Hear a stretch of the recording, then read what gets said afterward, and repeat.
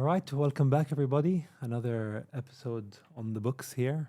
It has been a while. There has been, I don't think anyone is unaware of this at the moment, but as a Palestinian, we have been going through some very, very hard times recently. And I was really unsure on what we could do an episode about. So I did the best thing what I thought would be, and I invited Mr. Amin here, who's joining us today. Amin is the what my mother calls the boycott king Really? of TikTok. My mother is she only buys your recommendations now. By Oh the way, my God. she will check every product and only buys what you have done your research. Interesting. She loves it. So Sending my regards to her. yeah, well, thank you so much. Now, just a bit of background on what you do, who you are. You know, how did you get into this online space? What's your story? What's my story? I think we need like 10 episodes to talk about my story. So I'll break it down into 3 minutes. Okay, so my name is Amin Chaar. I come from Syria. I live in Qatar since 1991, since I was 7 years old. So I think everyone knows my age now, Yes. 39, turning 40. I studied in Jordan. I married a Jordanian Palestinian lady. I have 2 kids. I've been an employee all of my life till I got terminated in 2018, June. And that's when I decided to start my own business. I started Business Box in Qatar. And after 2 years, I started another company. After 2 years, I started another company. During COVID, I lost a lot, more than 1 million. And beginning of 2022, I decided to start my journey on social media to give business tips in a very simple manner, coming from an experienced person. So my first 3 videos were of a success. I remember after my second video, I got like 10,000 followers on TikTok. I was like, oh, that's nice. So there are people interested in this field. Ever since, I've been posting videos until October 7th. I posed, although I have signed many agreements to post advertisements for companies, but I thought this is not the right time. I will just postpone any advertisements I have. On October 11th, 12th, I remember I saw that kid who was shivering, and he became a symbol for boycotting. I remember I was not able to sleep for the whole week after I saw his face, and I felt shitty. I was like, there must be something we can do. So I started reading and digging into financial statements of those companies people were asking to boycott. At the beginning, I need to tell people I love burgers. Big Tasty was my favorite meal from McDonald's. So I started reading, why do we have to boycott Starbucks, McDonald's, Marks and Spencer? I don't really care about what they said about the meals they provided. There must be a big reason. That's when I started to realize that the companies or the shareholders owning these companies are really associated with companies producing weapons, creating wars. And that's when I was like, really? The eureka moment. Yes. So I started posting about boycotting in a way that's really, I was not doing any production. If you're checking my TikTok content, there's no production. It's not like my videos on Instagram. I'm not doing any mic mastering for the voices or putting effects. I'm just holding my mobile and viewing the monitor for one reason. I don't want anyone to tell me you are manipulating the screen. This is my screen and I'm moving my mobile. So Yes. I cannot really play with it. Just to show people evidence of what I'm saying. Because if I tell people boycott this, I was like, who the hell are you to tell me to boycott this or that? But when I show them evidence that, look at this, you decide. 100%. This is the, I mean, you were basically spot on. I think everyone during this war, everyone saw an image where it shifted them completely. Yeah. For me, it was also a boy who had his like this leg just obliterated. The bone was coming out, and he was just, and he was so in shock. He wasn't even crying. So it was like for me there, I just stood back. I was like, "Shit, what am I doing?" And so I grew up in New Zealand. So when we were very young, whenever these, the yearly, the every 3-4 years, these conflicts arise again, as they say, mowing the grass. These conflicts arise. And my mother always used to tell us, no, we should boycott and we should do, and we should not eat this kind of, we shouldn't eat McDonald's, drink Coca-Cola. At the time they were saying, oh no, Pepsi's okay, Pepsi's for the Arabs, which was like the realistic. To be fair, there was no like market screener, there was nothing we could see that True. could, so, we had that sort of assumption on everything. Now, what I came back and I sat there, and what really got me thinking strongly about boycotts was two things. Was if we all held onto this idea of boycotting, because we all knew about this. It's not like a concept you invented 10 minutes ago or 50 days ago. It was from years we've been talking about. But now, us as a society, we are the ones, well, not us, we have to watch someone else pay the price for our inaction. So all the years that I have bought McDonald's and I have bought Starbucks and I have bought Adidas and Nike and everything, all of these products, a small percentage of this went towards this war. And if I didn't do this from 15 years, and if we collectively didn't do this for 15 years, how many lives could we have saved? How much would this this war really be progressing if this was really the case? Now, the other part of this, which I will give you a quotation, and it's a very, seems out of place, this quotation, but I truly believe this was very accurate. So we're going to go back a long way now. The Mongol Empire, when they sacked Baghdad, Hulagu Khan, this was just before the Battle of Ain Jalut. So they came, they sent a message to the Mamelukes, and they told them, your prayers to God will not avail against us. We are not moved by tears nor touched by lamentations. Only those who beg our protection will be safe.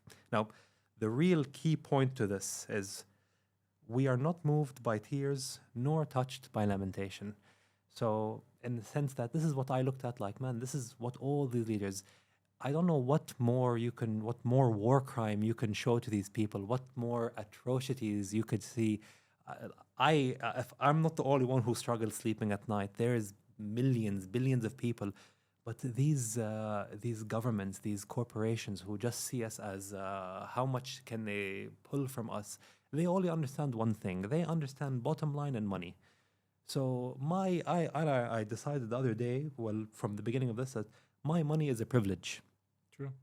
And all our money is a privilege. Now, you don't align with what we believe as a society, as a goal. Why should I give it to you? There's plenty of other people who should receive this.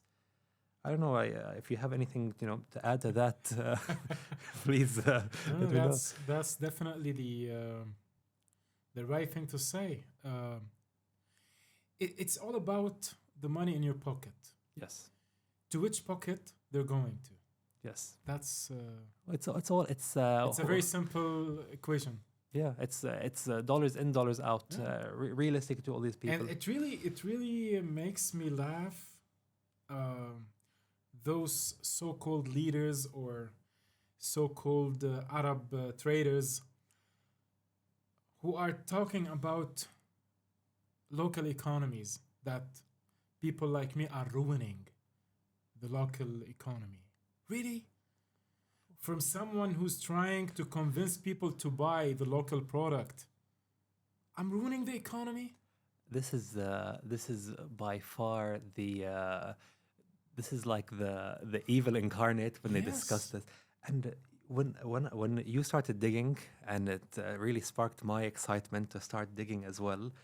And the more you dig, the more you look into it, they are they they are smart in a way that they know that it looks bad. When you look at what they own in their hands, it looks really bad. So they purposely make it difficult. They convolute their money. They have holding company under company under company under company. You have no way of showing it, because if you start uncovering the picture, you start looking at it like, man, this is one big evil corporation that is just like taking my money from something as innocent as a coffee, and they're putting it into a JDAM rocket that is falling onto a building. And I know it sounds crazy to put those two together, but Yeah. this is the reality of the world, and this is what we are living in. And what you said about these local traders who are just so upset that, like, how are we boycotting? First of all, you are a branch of a brand. You cannot tell me I'm the local owner. Are you paying royalty fees or no? Of course. Okay, you're paying royalties. What is you cannot convince me that no, you're not. You are benefiting from this global marketing. You have benefited all these years. You have power, and I'm sorry, like if you're like a huge corporation, that you have a huge chain of supermarkets or something like that. Surely, it's going fairly good for you. It's not, they wouldn't give us a Of branch of course. Of course. For example, there is here in Qatar there is an Arabic trader. I'm not going to mention names, but we're making him lose in a brand that we're boycotting, but he's winning big time on another local product that he created. So don't worry about local traders. They're making money. yeah, this is Eventually, this is losing, this is winning. hundred I am percent. a businessman. I know how it goes. When one business is doing bad, the other is doing well. That's how you diversify your investments. So, calling for to end boycotts and to make people like me look like criminals for asking people to support local products, that's silly. It's That's it's like so there's that's a disgusting actually. it's a horrible. I mean, just looking at so they did like a whole bunch of studies. There's so much studies out there where a lot of these like smaller towns, in the USA, for example, where they were showing like what would happen when a Walmart would open in a town, for example, where everyone would be like, yeah, Walmart's coming, it's going to be so good for us. It's actually the complete opposite for that town. It is just Exactly. absolute demolition. So when you support your local economy, so for every $100 you spend in the local economy, you are keeping $73 of that within the community.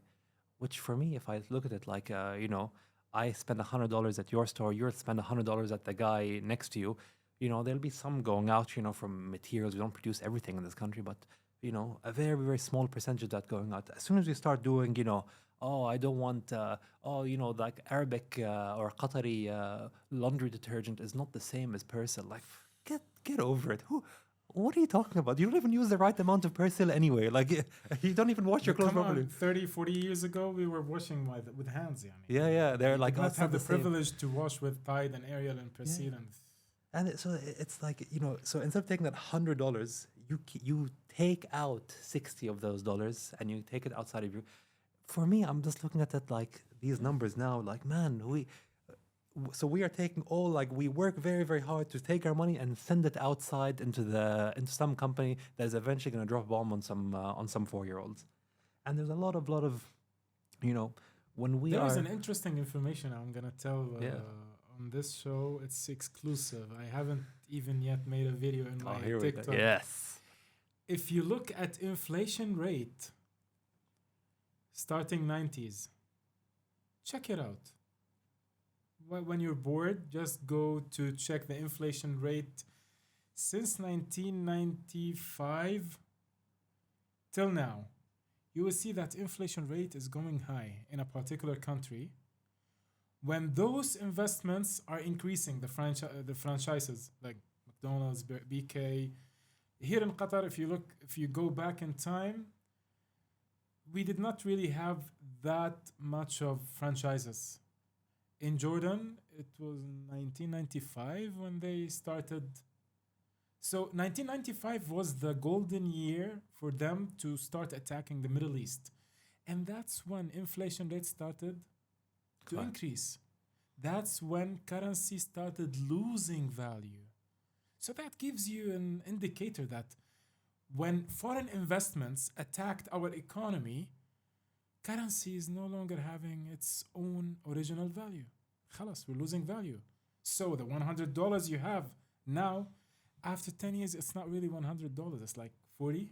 Yeah, exactly. Yeah. And I mean, like, just thinking about it from, you cannot even just look at one aspect of, yeah, we have, there is an inflation, but on the flip to that is that there's no way that a lot of these big chains and these big brands, they are making a product. Generally speaking, there's two kind of options there. It's either their product is cheaper than the local market, which is not, for food, I would say that is the case.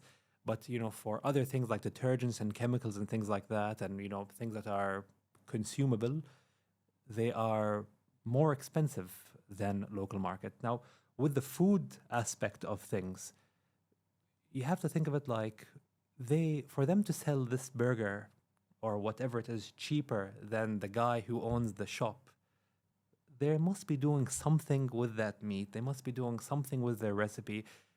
And I can tell you for a fact that these companies do not have our health as their number one priority. It is. And now we're seeing videos that's disclosing their scandals, the recipe secrets, the cancerous ingredients in it, and now they are spreading those videos about big brands. 100%. There's so much stuff coming out. There's so much stuff coming out of all of these huge brands where, I'm not going to name the brand so I don't get sued, but one of these huge sandwich companies they were having issues calling their bread actually bread because it had so much sugar in it. They had to classify it as confectionery.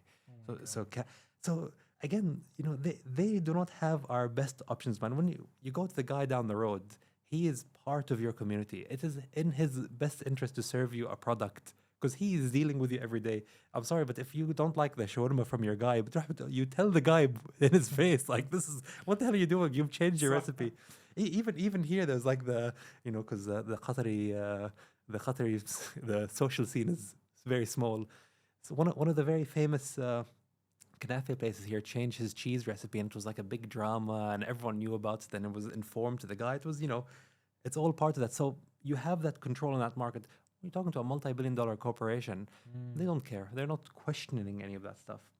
But in terms of, you always get those people who are talking about, it's a $4 coffee. It's just Tide. It's $6. I buy it once every 2 months. Does this even affect? How is this changing? What do you say to those types of people? Like, what's your kind of response to that? To be honest, who's still saying that it's just $4, he or she is no longer my target market or target audience. I don't really give a damn about them anymore. If they don't want to boycott because they think $4 is really nothing, let's make a simple math. You know what? Let's make a simple math. So, how much would you usually spend at a cafe that we're boycotting now daily? Like me and my mother, like 45, 50 riyals. 50 riyals daily. Yeah. Excluding weekends, right? Yeah. We're talking about weekdays. So this is like 22 days per month multiplied by 12. So that's like 13,200 riyals a year. طيب. Let's say, for example, here in Qatar, we have almost 1 million. Forget about the rest, the labor. I'm talking about working people. 1 million. Let's say 50,000 only are doing the same and buying from cafes and restaurants like $4 and the same range.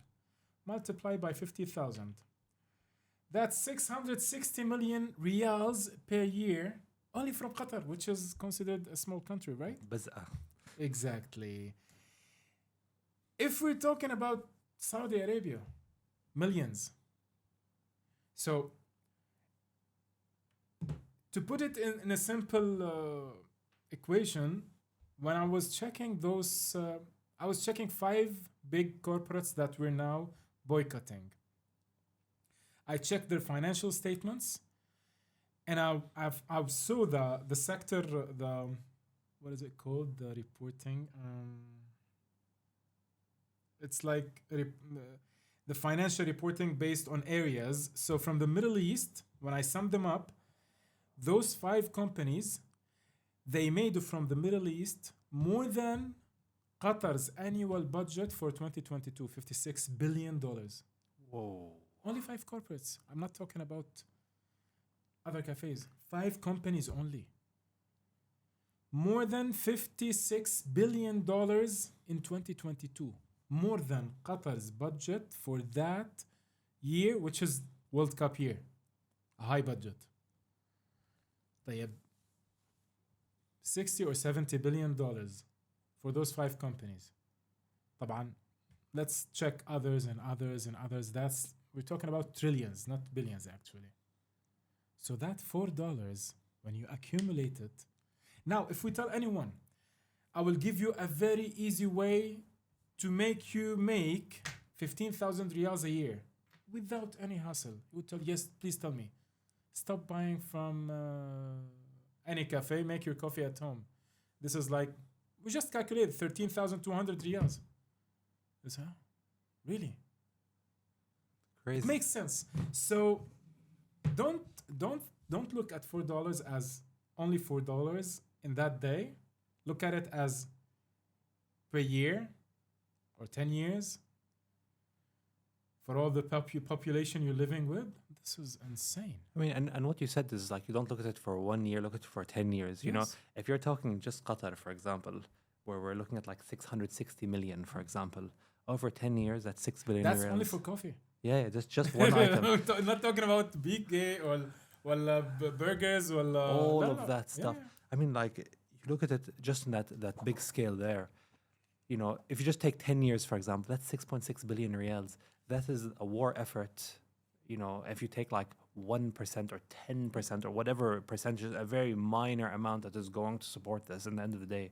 You know, and I don't think it's all going towards war, but it's going towards insidious things, I would say. You know, lobbying in the USA, which is huge. All that money is taken and lobbied and, you know, done. It is, the world we live in now was made, I would believe, on purpose to be very, very convoluted. And it actually very leads to like my next point here, which is, you know, is the importance of really being a smarter consumer. Where we have to be more, you know, active, and we have to be more cautious on what we are buying, because like we say, like the dollar we have, and we're just 1%, but collectively we're strong. And I tell this to everybody, like Arabs as a group of people in this region, we are heavy consumers. We actually are heavy consumers. I lived in New Zealand for 25 years, where people were. People were grocery bill was like $100, $120 for a family of 4. There's no family here in Qatar that does less than like 1,000 riyals a week. Nobody. The grocery bills are huge. We consume a lot. We eat a lot. We share a lot of food. We cook for other people a lot. We are like heavy consumers. We use a lot of water. We are resource heavy. Now, whether that's good or bad, I'm not here to discuss that, but there's power in that. There is power in that. You want to see? You want to check how powerful we are? Look at Egypt. During only October. In October, the inflation rate reduced from 40.3% to 38.5%. Wow. Less than a month. Now it's even lower. Why? Because us as consumers, we started consuming the local products heavily. That's it. And so we could save economies. Yeah, a dilemma for Egypt for the past years, experts in the economy failed to resolve. Simple customers resolved it in 1 month, which is the inflation rate. insane. resolve the issue just by purchasing the local products. That's it. And So imagine what would happen in a year. It would go to 21%, and then 3 years, 10 years, it will go back to normal, 3%, 2%. and you're going to start seeing something which you said actually very, very well in one of your TikTok videos was you just give these people, these huge corporations, they don't have any loyalty to anything. They are loyal to the dollar. Wait, مثل ما you said نربيهم, Yeah. and they will come back and they will come and start doing whatever it was. Like I remember a long time ago in the West, there was this big war against halal meat. There was this big thing. It was like very like, what do we mean halal? And we don't want to buy Muslim meat. I want to buy non-Muslim meat. And then like all the farmers were like, holy shit, there's a lot of money in halal meat. That's like, there's like 1.8 billion people who would prefer to buy that. Yes. All of these thoughts dissolved in like Exactly. days. They're like, no, screw it. We will sell whatever. No problem at all. Yeah. And that's literally it. We forget how powerful we are. We are not sheep. We can't be sheep anymore. We cannot go and like I went grocery shopping with my wife. We spent 3 hours. I literally went brand to brand, and this is what kills me is that they are so sneaky. They have like a brand, like Canderel, for example. It's under like a holding company of another holding company that does all of the sweeteners that are owned by some US like head office. It's exhausting, but Yesterday I discovered there's this cafe in Dubai they are promoting as an alternative, and people, a lot of them, they were asking me in DM, please tell us about this. What is it about? I was like, okay. I checked, and then apparently the owner of that cafe is the same owner of another cafe who, and they have an organization in Israel supporting the poor Zionists and supporting wars and and it was promoted as an alternative. 100%. They're playing with us. They're manipulating. Yeah, it's we cannot. We need to be so for you, who's you're very, very astute and at finding this information, but for somebody who is not so good and he's a bit not so tech savvy, I will give a very simple advice. Hold any product. Look at the back. So this is saying manufactured and bottled by blah, blah, blah. That's it. There is no franchised from that company or licensed from. خلاص, this is a local product. 100%. As long as you see there is like with the license of X company, you need to Google that X company. And most of the times, that X company is no good. 100%. As soon as you start seeing, when you start even going deeper, like the rabbit hole has layers, so you have the first, the brands that are very obvious.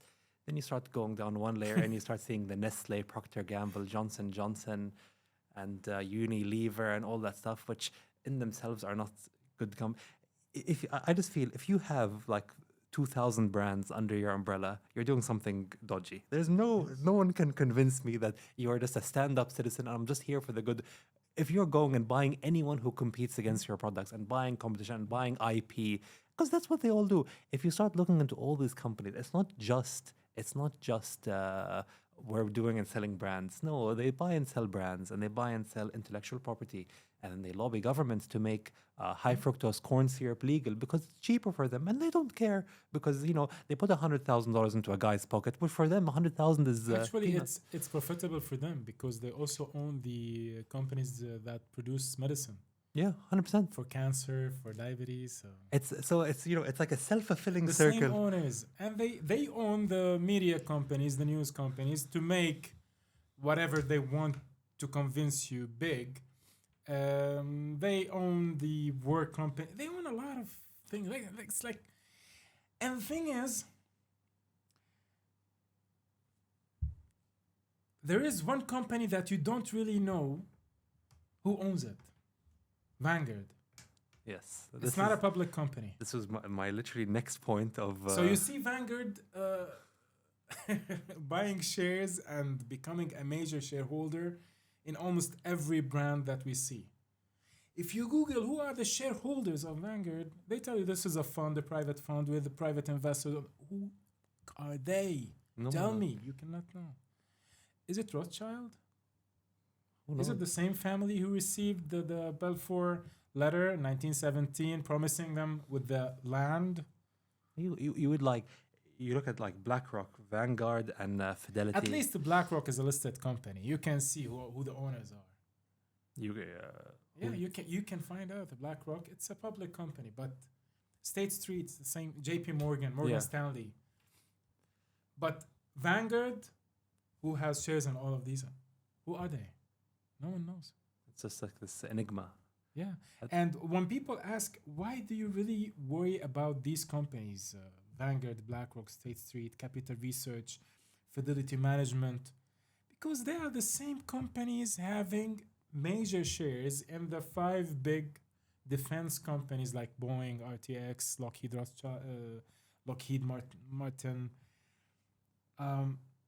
So those companies, when they have major shares in companies that produce heavy artillery and heavy guns, and so that those companies can only make profit when there are wars. So they need to have media to promote wars, news channels, Fox, Sky News, whatever. So they promote wars. There are no wars, so they need to sell medicine. Okay, people who they damaged through their junk food we're buying will definitely buy the cancer, the medicine for cancer, for diabetes and obesity. But you need to invent a new disease every now and then. And that's when COVID came to. Before, I was not really believing that it's a conspiracy, but after this whole bullshit that we're living, yes, it is. You can It is. When you see on TV channels that people turned into zombies when they are with this sickness, and they're like spitting on everything and turning others to zombies. That's what happened on TV channels the first month or two. I remember my father, may he rest in peace. He was like freaking out. Don't touch me! Don't. They created, what is it called? Insomnia. yeah, like Most people, people started to be insane, or they started hating each other to be close. خلاص, and all of a sudden Pfizer became a very big corporate. Who's the shareholder in it? Vanguard, BlackRock, and the same. You see, this is where it's everyone knows that there's like all of this about big pharma, and it's I think people are kind of, well, is it as bad as we think it is, as like the conspiracy says? And COVID, what I think these companies do very, very well, and I think they do it extremely, extremely well actually, is I don't know if they manufacture such sicknesses, or they can, create something that is just makes everyone sick and was like made in a lab or so whatever. many researchers, very well-known researchers in Britain, they have said that the advancement COVID-19 reached, it requires the same flu virus to reach to that age, and it's like it requires 800 years of advancements to reach to the point that it reached in 2019. Yeah. So there must be an intervention by humans So you, in labs. so you're 100%. 100%. It's Wow. not from me. It's from researchers. Researchers.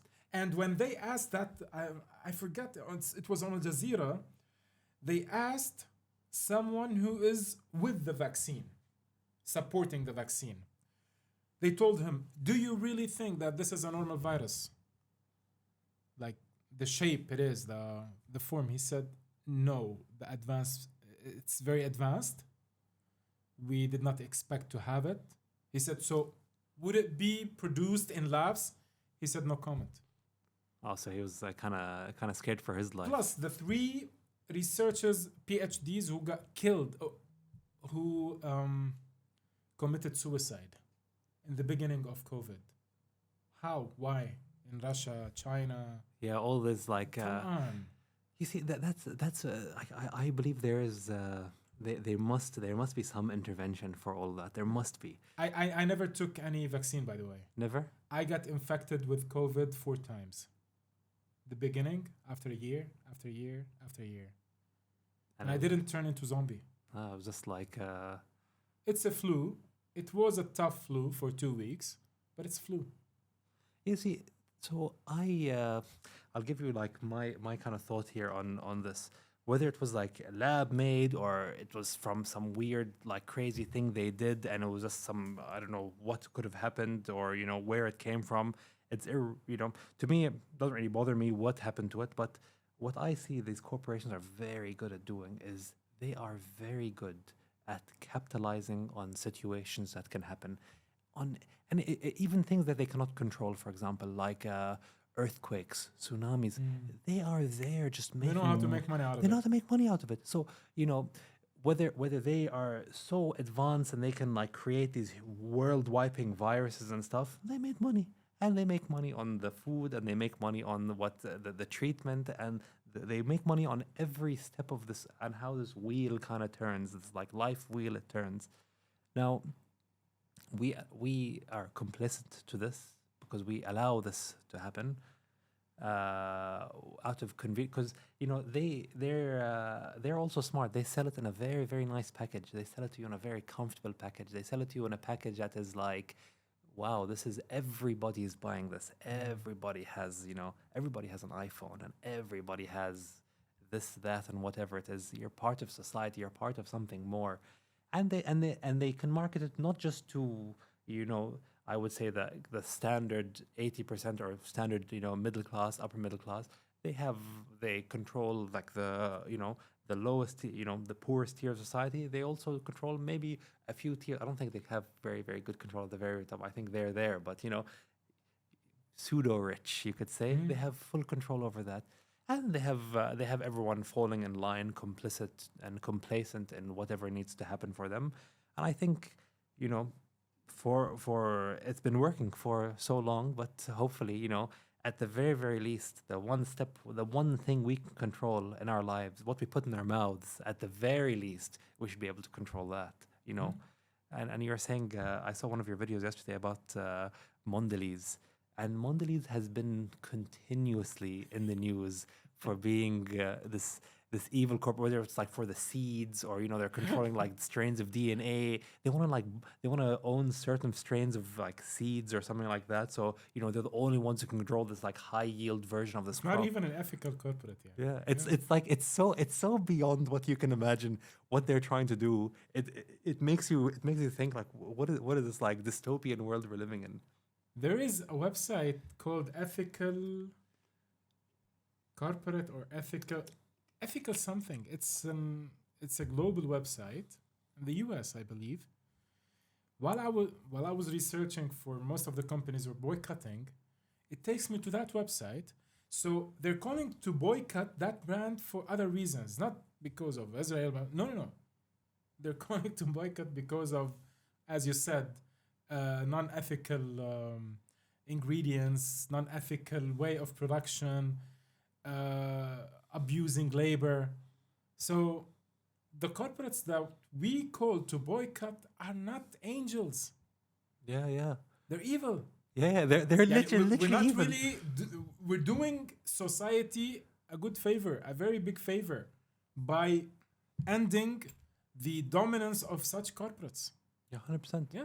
I mean, and it's just, that's just the way the whole world they have structured. But there's one particular thing that you had in one of your videos, actually, where you were talking about sort of the very, so we're talking, food, we can find local alternatives. Everything can have a local Are you taking me to banking sector? So we can, exactly. So once you go to that, like that next echelon where, Boeing and Airbus, for example. There's two companies on Earth that make planes.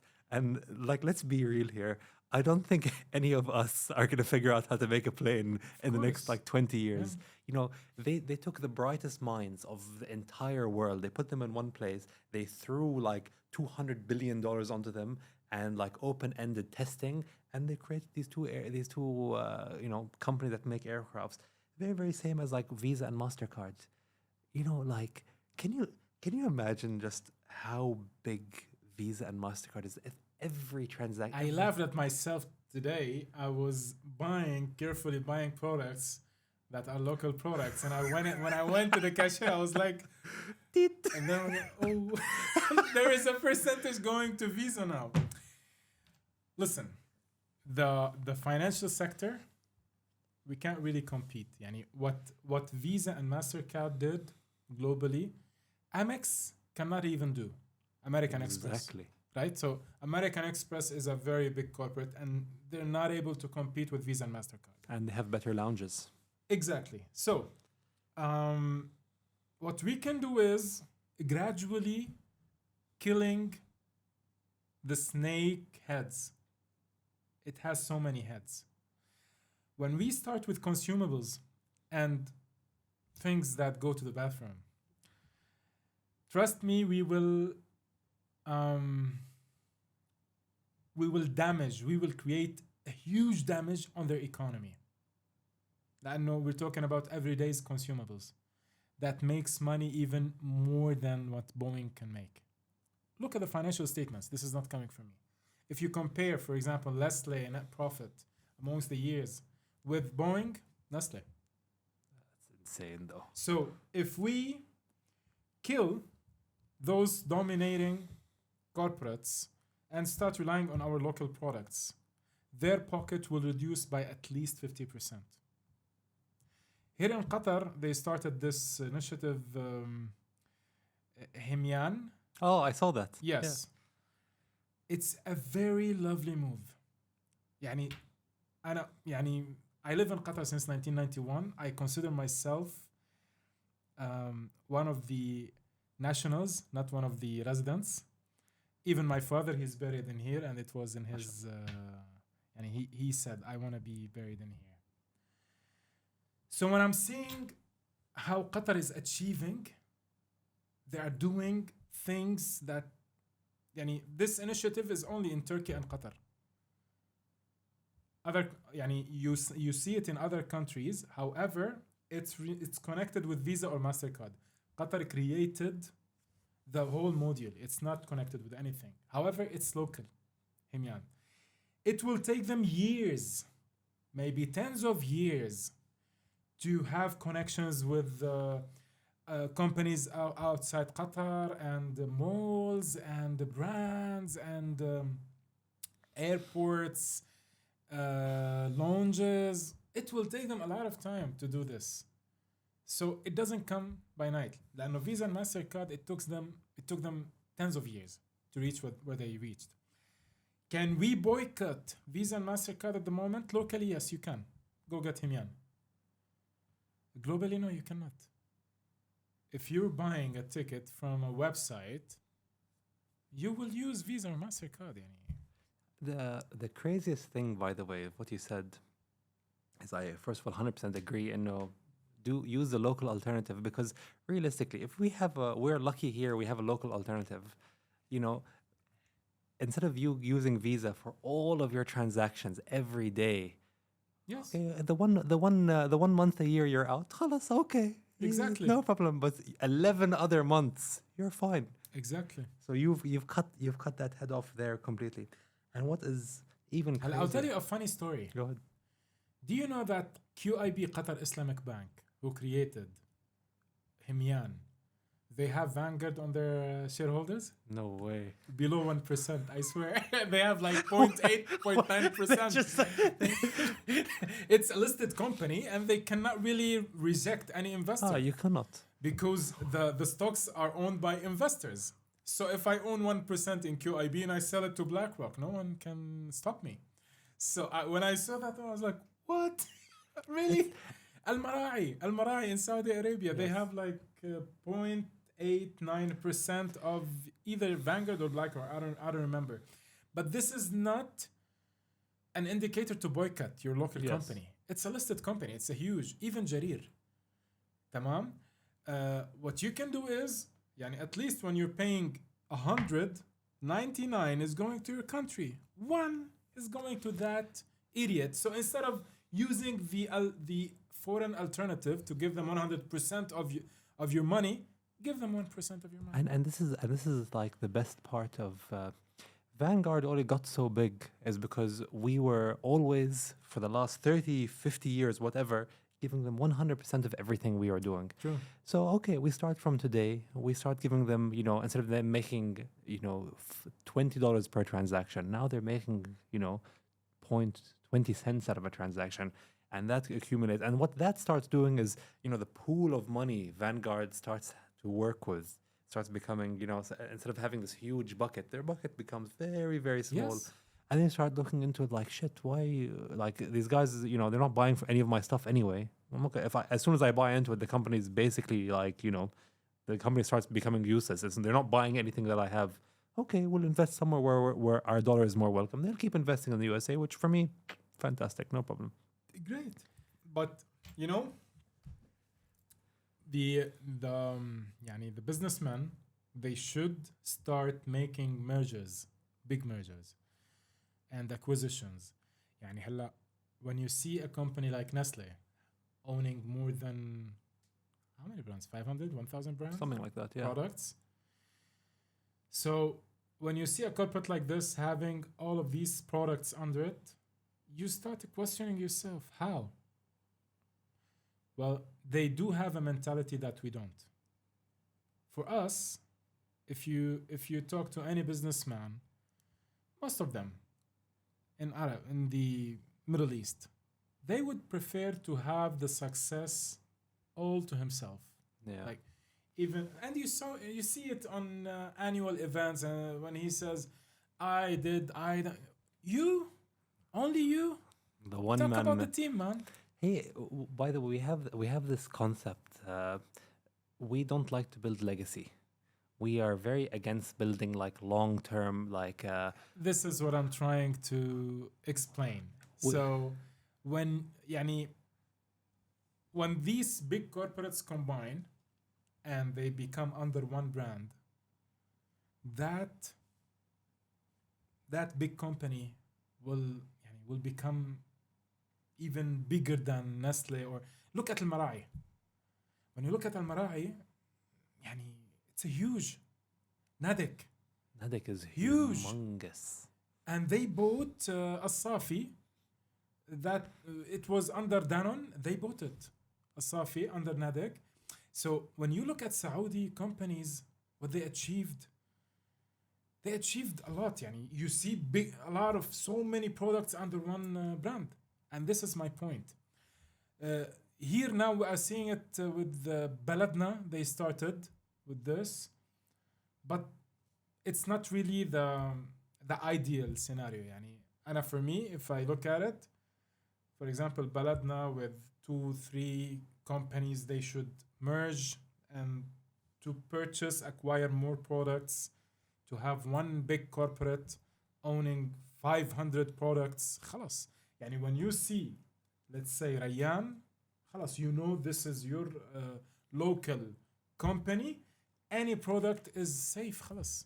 Yeah, you want. I think people are always there's something which I want to actually clarify for everybody is I don't think for me at least I'm not against huge corporations. I'm not against these mega big companies with like 100 billion turnover. I don't think that's bad. I think that's like healthy capitalism.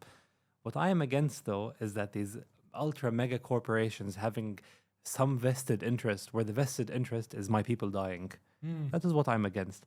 But if there's a corporation that aligns with like us as like a people and our thing, well, I don't have an issue that we're relax, more power to you. Let's grow. And like as you said, like this one big corporation in a company where we do have these big powerful corporations, we can start making differences not just here, like you were saying, if you remember a long time ago in with Arla. Mm. and they boycotted. So there was some idiots wrong, like the prophet and things like that. And Arlo made the government. They made the government apologize. Yes. Can you imagine? Because they were losing more than 2 million euro per day. Yeah, too exactly. So it's all fun and games until like the Yes. guy with is like, no, Isma, hey, this is like this Yes. doesn't work with us. Yes. And again, we're not against it if it's aligned with our views and our our religious values and everything that we have as a people. No problem. No, relax. More power to it. Exactly. Let's let it go. I'd say like thank you so much for coming today. I really appreciate it. Yeah, Thank you. I think we have shed any enough information for people to know. But if there's any resources that you'd like to tell people, or put a message out that go here, figure out, learn a bit more. Anything, it's floor is yours. Wallahi, to be honest, the only safe way to boycott is to buy local products. So simply just look at it. If it's manufactured in your country or a country that you know, with no license or franchise from any other country or company, just purchase it. Even if it doesn't taste as good as that other product, support it. With time, they will make their quality much better. When you support your local product, it will support the local plastic company. They will produce more. That local plastic company will think of expanding to export. So it's like a whole matrix. There are products that you cannot boycott. Look at me. Oh, sorry. Look at me holding 2 iPhones. I have an iPad, MacBook, and Magic Mouse, Magic Keyboard, and so many products that you would be surprised if you see I have. We cannot boycott these, and don't tell me go for China, because each country, they have their own issues that I'm against. Eventually, I buy a good product when it comes to technology. Inshallah, with time, we see technological products that we manufacture, and it's not really hard. Boycotting comes with phases. It doesn't come like in one night. Let's start with consumables, and the rest will come later on, inshallah. Thank you so much. Thank you so much.